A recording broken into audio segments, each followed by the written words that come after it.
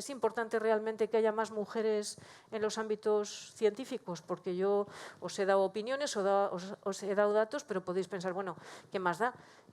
Ya están los hombres haciendo ciencia, a lo mejor no hace falta mujeres. Bueno, hace falta mujeres haciendo ciencia porque se lo merecen, lo primero. Porque las mujeres merecemos realizar cualquier carrera que decidamos hacer. Ojo, no elegimos con libertad. Algo que dice mucha gente es dejar a las chicas que elijan con libertad. No, ni las chicas elegís con libertad, ni los chicos elegís con libertad, ni yo elijo con libertad. Lo de la libertad es un concepto sí muy etéreo, pero la vida es lo que es y elegimos con todos los sesgos que tenemos interiorizados, con todos los estereotipos que tenemos interiorizados y con lo que la vida te empuja.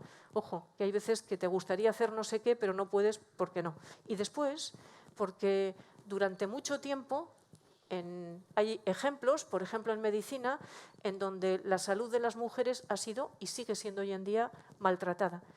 En medicina, normalmente, hasta hace no mucho, tanto los estudios en laboratorio con ratones se hacían con ratones macho y los estudios después, una vez que había que probar los medicamentos en seres humanos, los estudios de tipo clínico se hacían con varones, solo con varones. Eso significa que todos los medicamentos y todas las conclusiones sobre la salud de las personas se ha basado en lo que es el estereotipo de ser humano, que es un varón de 30 años, pongamos, y 80 kilos de peso. Ese es digamos, el modelo de lo que es un ser humano normal.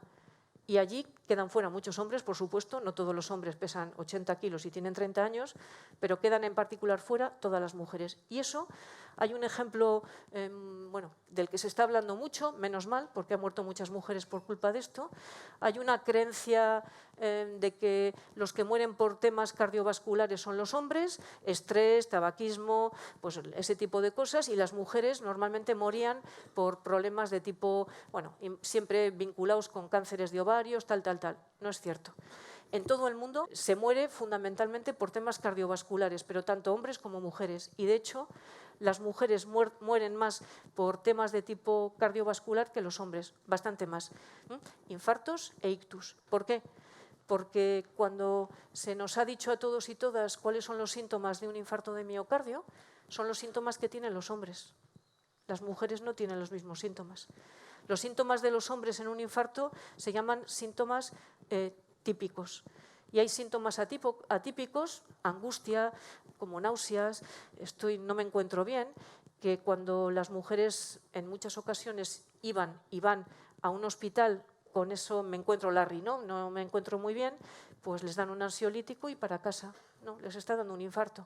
Lo que pasa es que los síntomas de los infartos en hombres y mujeres no son necesariamente los mismos.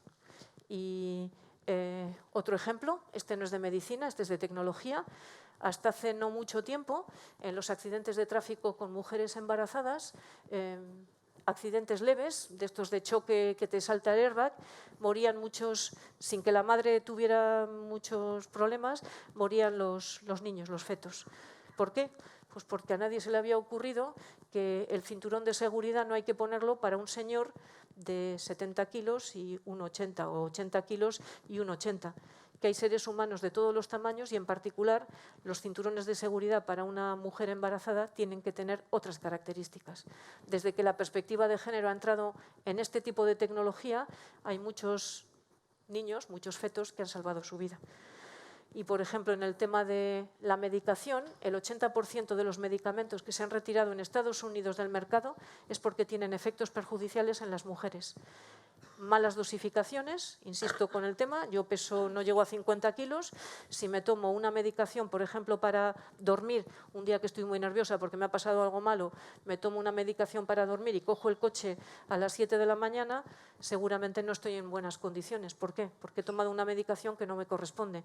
He tomado la medicación que le corresponde a un varón de 80 kilos y no es lo que yo tengo que tomar.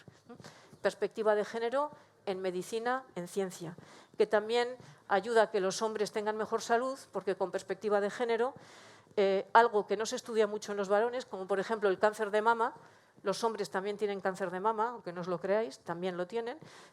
Y los hombres también tienen osteoporosis en menor cantidad que las mujeres, pero muchos hombres con osteoporosis no se les trata bien porque bueno, pues no se les busca la osteoporosis cuando van con un problema. Bien, y ya...